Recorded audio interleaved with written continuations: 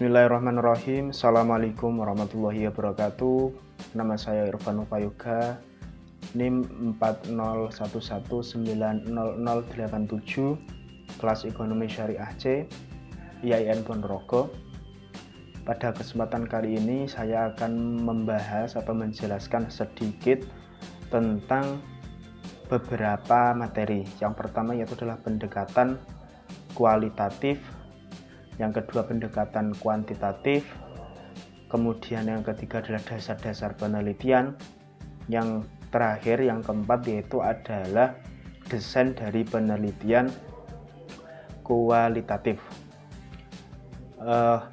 Masuk yang pertama yaitu adalah pendekatan kualitatif. Pendekatan kualitatif adalah pendekatan yang dilakukan biasanya terhadap ilmu sosial dan juga humanitaria, yang mana targetnya itu biasanya yaitu adalah manusia yang cakupannya itu mikro, yaitu yang kecil, seperti itu. Kemudian pada intinya pendekatan kualitatif yaitu adalah pendekatan yang dilakukan dengan menggunakan data yang berupa data-data yang dikumpulkan, tetapi datanya itu tidak berupa angka. Poin pentingnya di situ. Kemudian selanjutnya, pendekatan kualitatif itu mempunyai karakteristik tersendiri. Antara lain adalah yang pertama, pendekatan kualitatif itu biasanya sumber pendekatannya yaitu adalah tidak berupa angka atau berupa data-data. Data-datanya itu dapat dari wawancara atau penelitian lapangan, atau maksudnya terjun ke lapangan seperti itu, atau mungkin bisa juga didapatkan melalui buku, yaitu membaca. Nah, itu yang pertama. Kemudian yang selanjutnya yaitu cirinya atau karakteristiknya yaitu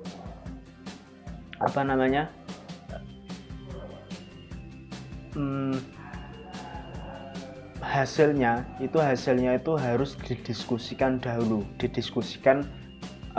banyak orang, karena pendekatan ini digunakan sebagai acuan. Hasilnya akan dibuat acuan, jadi harus didiskusikan agar tidak terjadi perbedaan seperti itu, perbedaan yang terlalu banyak.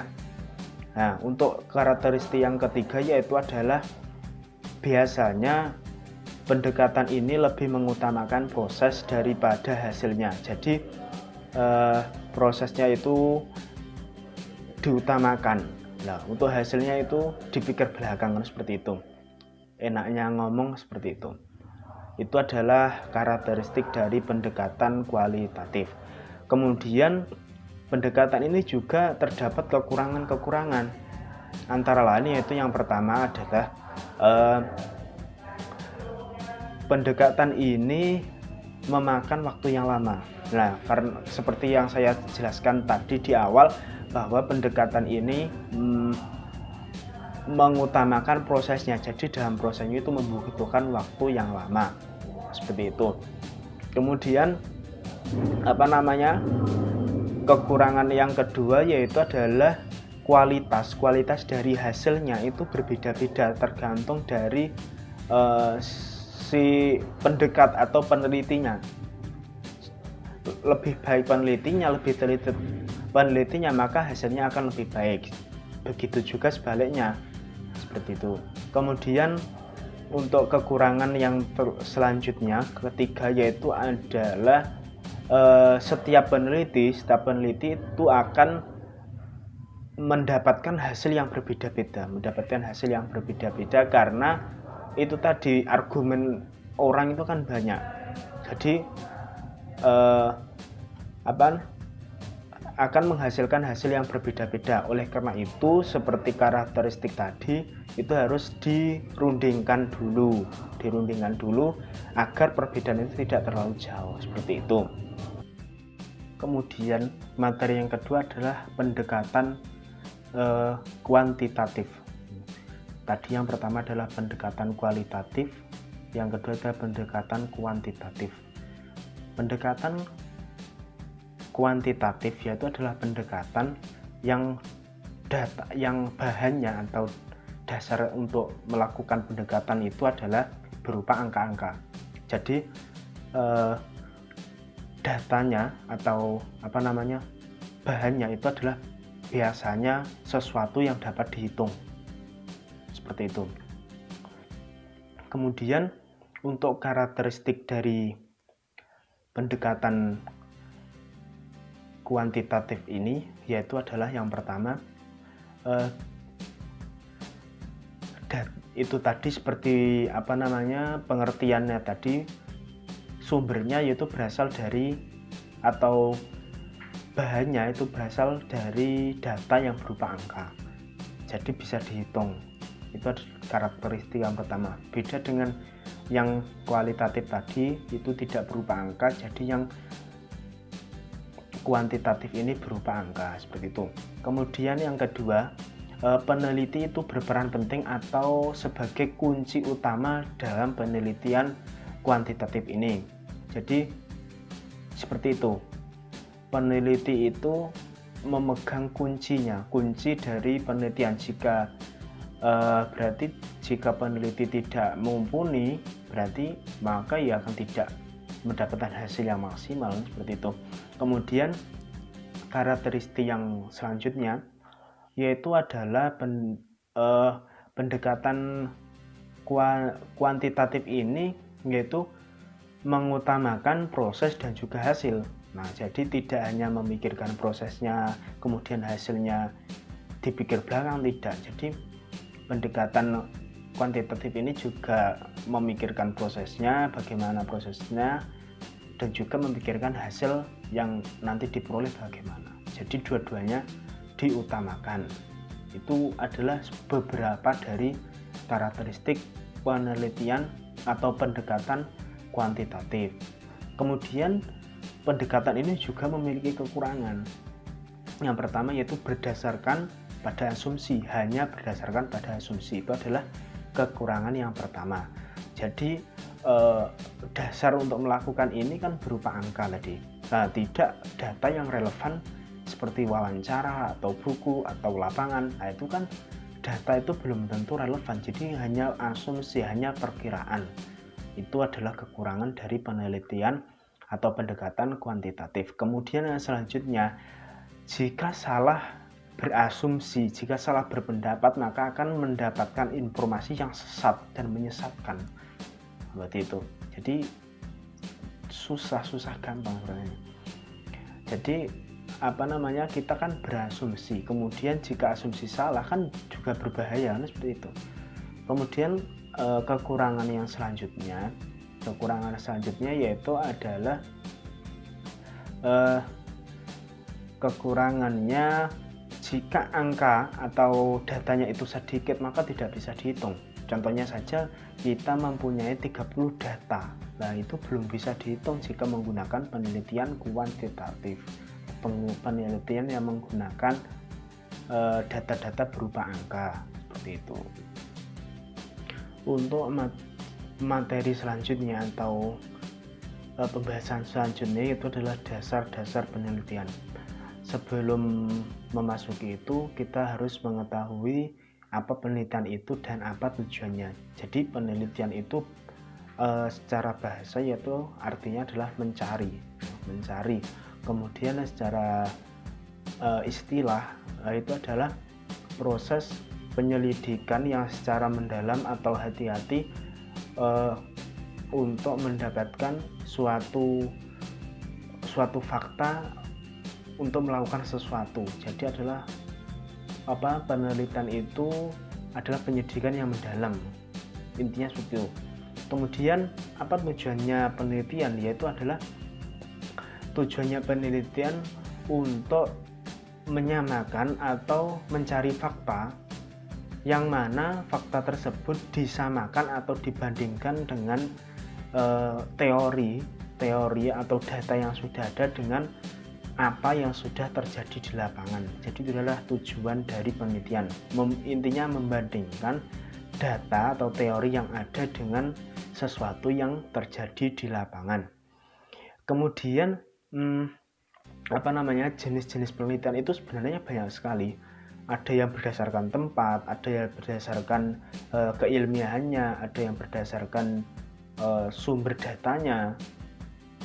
Untuk contohnya saja berdasarkan tempat, yaitu ada 3 jenis. Yang pertama yaitu adalah berdasar di lapangan, kemudian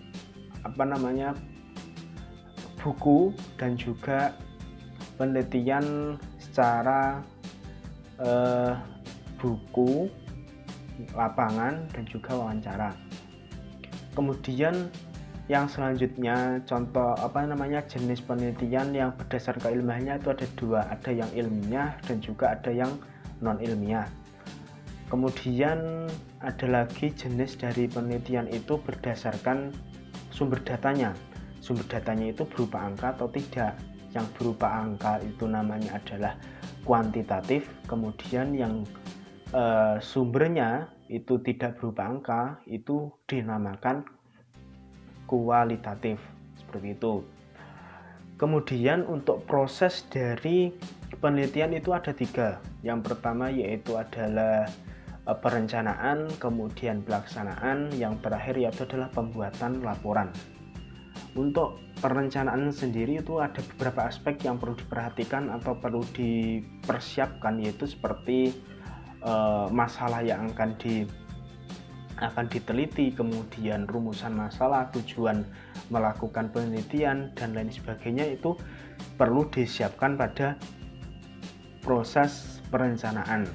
Kemudian memasuki proses yang kedua, yaitu adalah proses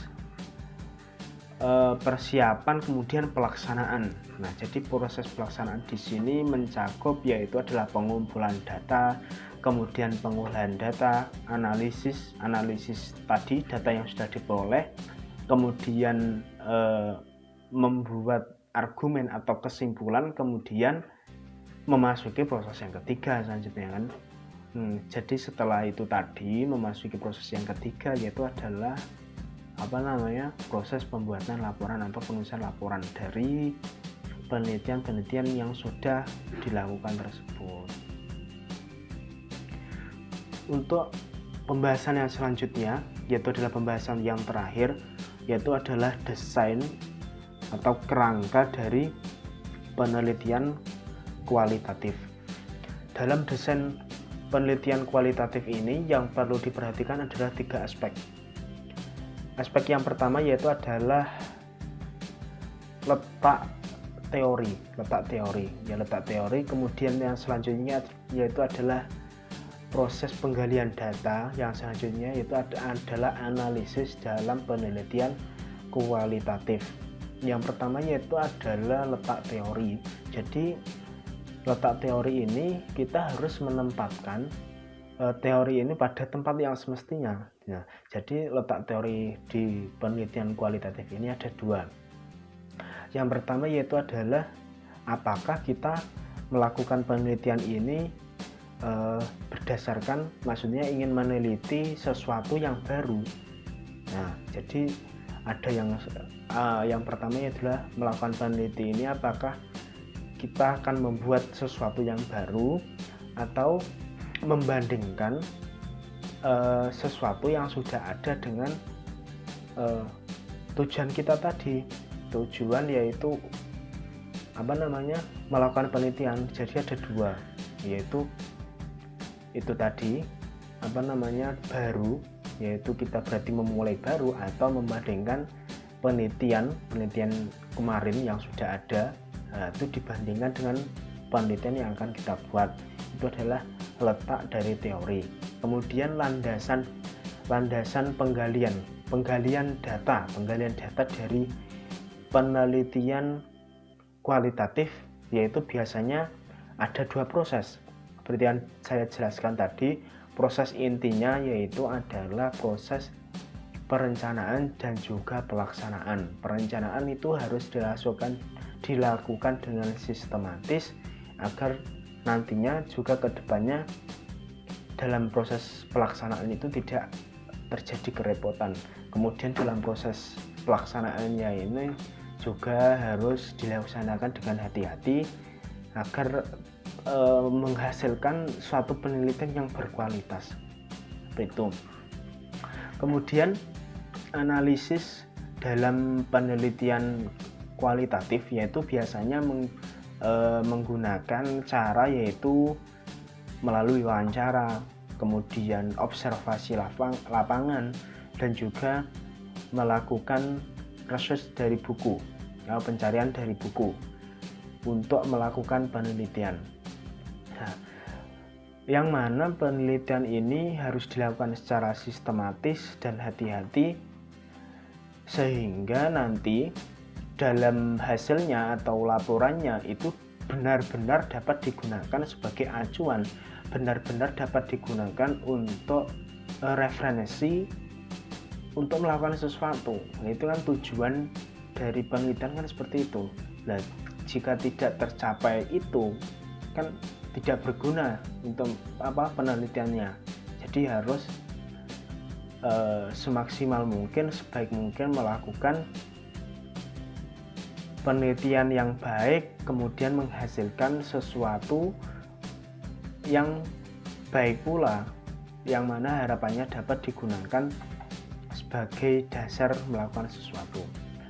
Mungkin itu yang bisa saya sampaikan. Bila ada tutur kata yang kurang berkenan atau salah, mungkin materi bisa dibenarkan. Akhir kata, assalamualaikum warahmatullahi wabarakatuh.